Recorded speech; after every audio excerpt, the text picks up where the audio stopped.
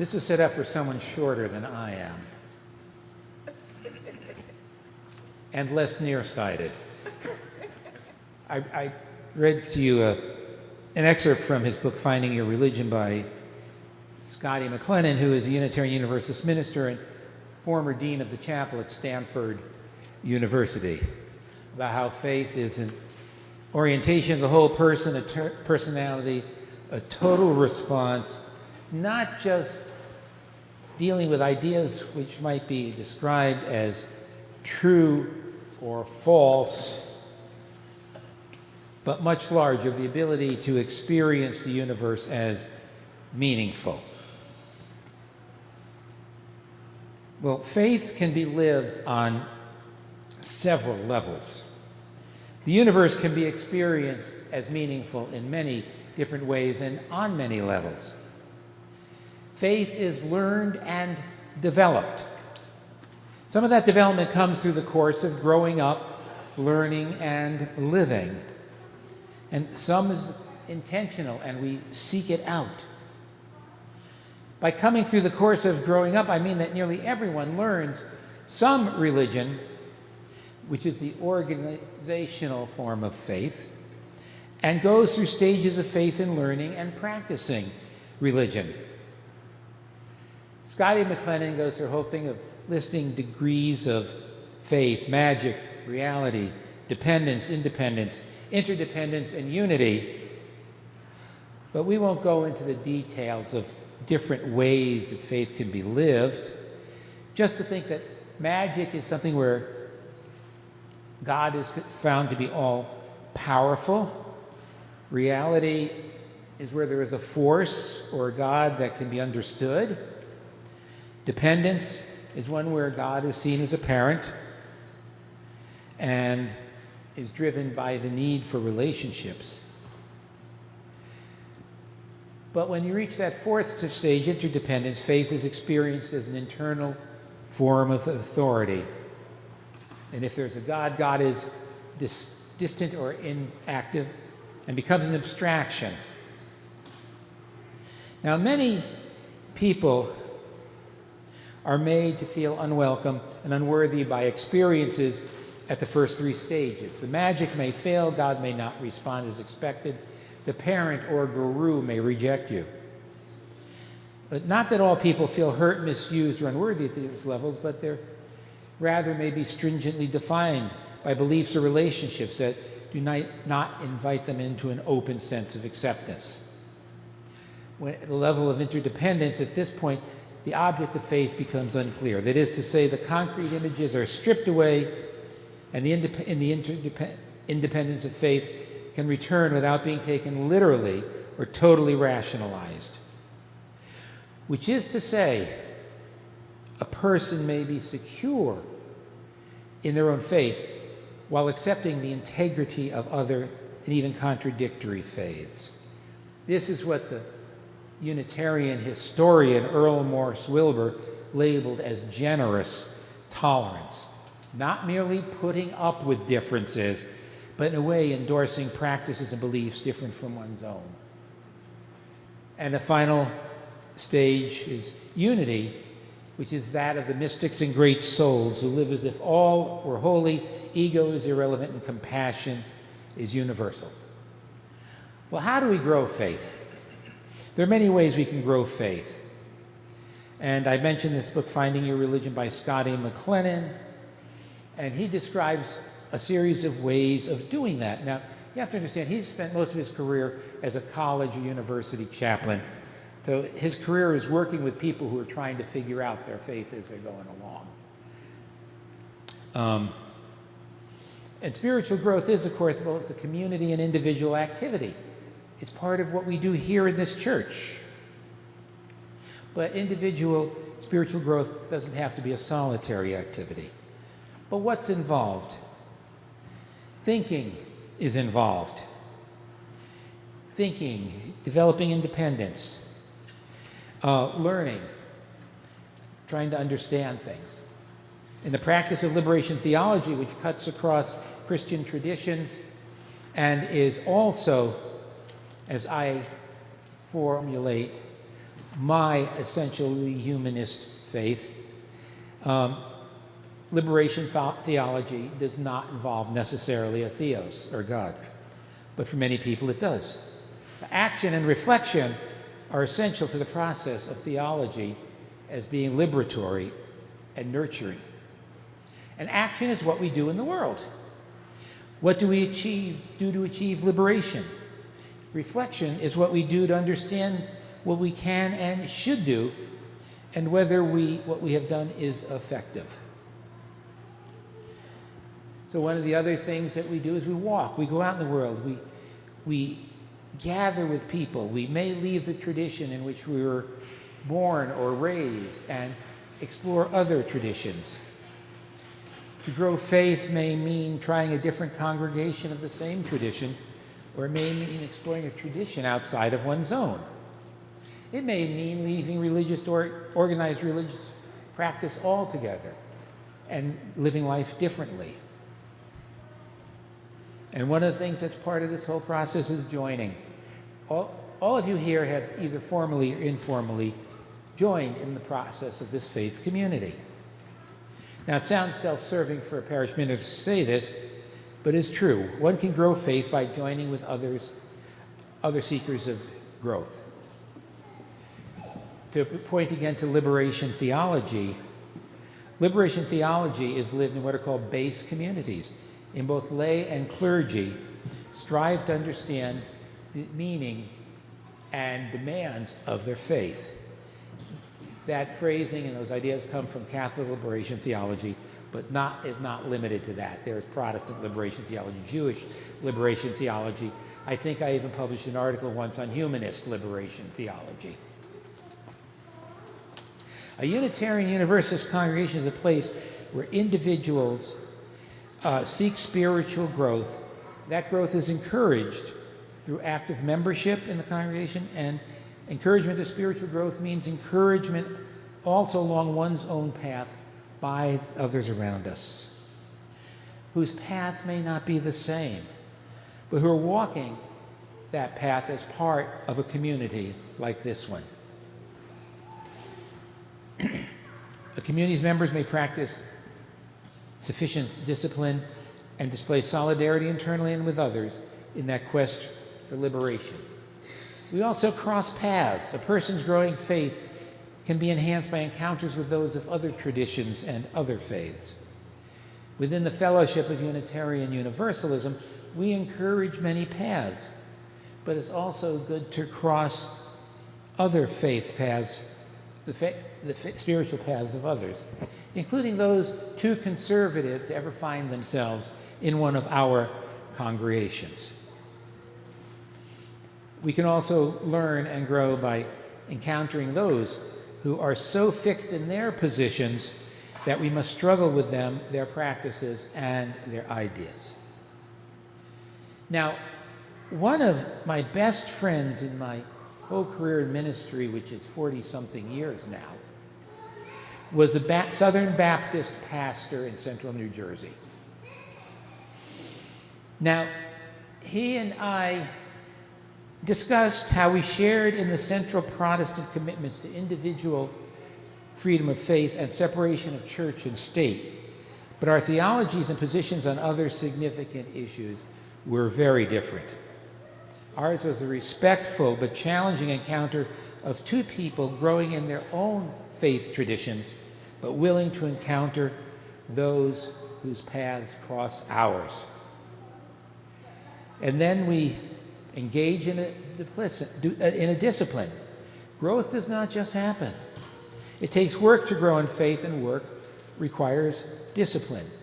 Now, the general meaning of the word discipline is a description of a character trait. A person has discipline. He or she will stick to a task or project, but it also means a practice. We use it to mean a religious practice such as meditation, Bible study, prayer, or chanting. A discipline may also include acts of charity or caring for others. Social justice can be a discipline, and by engaging in discipline, we learn. Now, living the religious life also involves suffering, but living any life involves some suffering. And because religion deals with all of life, it must deal with loss and sorrow as well as with joy. And I will never say that suffering is the only path to grow in faith, nor will I say that a particular level of suffering is necessary. I will say that everyone's life has its own losses and sorrows. Some individuals' lives have more suffering than others. I will say that any faith that is worth practicing enables a person to experience the universe as meaningful and must help that person to find ways to confront evil as well as encourage and good. A faith may not have an intellectually convincing explanation of why there is evil in the world, why there is suffering, but it opens up the path to making sense with these. The faith enables us to accept the reality of evil and suffering, have the courage to confront what we can confront, and live meaningfully with those mysteries of suffering and death which we cannot eliminate. What liberal religion does is put the responsibility for responding to evil and suffering in our own hands. It leaves us without the escape hatch of God's will or Adam's fall. Many people of more traditional faiths find ways as well not to either let themselves or God off the hook. But to grow faith, a person must take evil and suffering seriously and not be daunted by their reality. And of course, part of faith is to rejoice and celebrate. Just as religion must deal with life's sorrows, by its nature it rejoices in the goodness of life and celebrates its joys. An important part of growing faith is celebrating life. Before our current hymnal, we had one called Hymns for the Celebration of Life. And that wasn't a bad title, but it didn't leave enough room for the sorrows of life in it. Both are important, but celebration is important. Suffering and rejoicing in life are two of the ways in which a congregation such as this one does its best at encouraging spiritual growth amongst its members. And when one grows faith, one does experience the universe as meaningful and thus knows a little better how to live in it. If there's one thing I want you to understand about faith is this: it is not a set of beliefs. It is a way of living in the world. It is the way of living that we find that gives our life coherence. Whatever one's religion, a person can have a well-developed faith or a minimally developed faith. Christianity and Buddhism are both religions that can operate at any of the levels I mentioned: magic, reality, dependence, but also the more demanding levels of independence, interdependence, and unity. But bear in mind, living a faith at one level can help a person grow to another level. Now, in my life, I grew up primarily with my mother's Catholicism, strongly influenced by my father's Lutheranism. In fact, the Protestant Reformation was sometimes argued over the dinner table, and the Counter-Reformation as well. And I was surrounded by the cultural framework of 1950s, mid-20th century Christianity, which was almost generic. So the idea that many of us who are kind of intellectual found of the distant or watchmaker God of independence suited us well. And thinking and walking got me there. But I have to say that taking Christianity seriously is what led me to religious humanism. It has taken me many years of walking and crossing paths to reclaim that which remains true and valuable for me in Christianity without the supernaturalism and arbitrariness that drives so many away from it.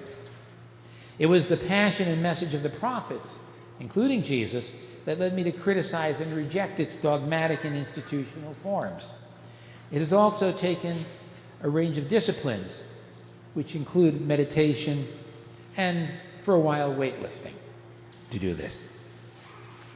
And in fact, for me, sitting and doing nothing is as demanding a spiritual discipline as many others, which is why I must practice it, and why I've learned much from encounters with quiet forms of meditation, such as sitting.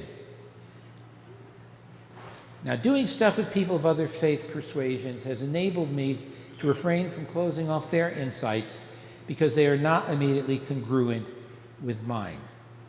My humanism is probably, in the end, although in large part the product of thinking, probably driven just as much by my living my own life history and forces outside of myself.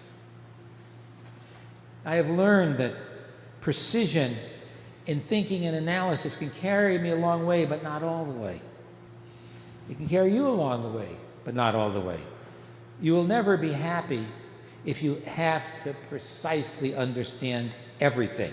Whether you're a Christian, a Buddhist, a humanist, a Jew, a Muslim, a Yoruban, or a Druid, or anything else. Literalism, whether in revelation or scientific explanation of matters outside the scientific method, is deadly to the spirit. But now, this is the point. The business of the church is nurturing the human spirit, enlivening the spirit, encouraging spiritual growth in this congregation. That is the business of this church. There are many ways to do this, and these range from individually chosen spiritual disciplines to actions for justice. And these are, in fact, closely connected. You may, from time to time, hear the name James Luther Adams. Some of us who are a little older had our lives intersect with his. He was a very spiritual Unitarian Christian whose life spanned most of the 20th century. Nonetheless, he was fond of saying, and this is an actual quote, I know it's correct because I heard him say it so many times, a purely spiritual religion is a purely spurious religion. A purely spiritual religion is a purely spurious religion. It involved action as well as spirit, and he was a committed activist for social justice, known well beyond our liberal religious circle. So let the person whose faith is social justice cross paths with the person who seeks spiritual comfort. Let the Buddhist cross paths with the Hindu, the Christian with the Muslim, the humanist with the theist. Let the one who would reason everything out cross paths with the mystic. Thinking, walking, joining, crossing paths, engaging in disciplines, suffering and rejoicing are all ways in which we grow faith as individuals and as a congregation and in this congregation. Experiencing the universe as meaningful, which is my colleague Scotty McLennan's definition of faith, does not mean experiencing it as unchanging or experiencing it in only an unchanging way. Experiencing the universe as meaningful just is chock-a-block with change. It runs up against it. It will always surprise you. So I want to close this with words from Peter Gomes, who's a professor to me and Scotty McLennan and many others who were at Harvard in the third quarter of the Divinity School of the third and fourth quarter of the 20th century. He said, and Peter Gomes is a Baptist, by the way. He wasn't a UU. But to be clear, but I can't do anything but agree 100% with what he says here. Growth is the only evidence of life. If you don't grow, you are dead on your feet and all that remains is to bury you. Keep growing, live tall on your feet, keep moving, and build a better world here where we gather and when we go out to the rest of our lives.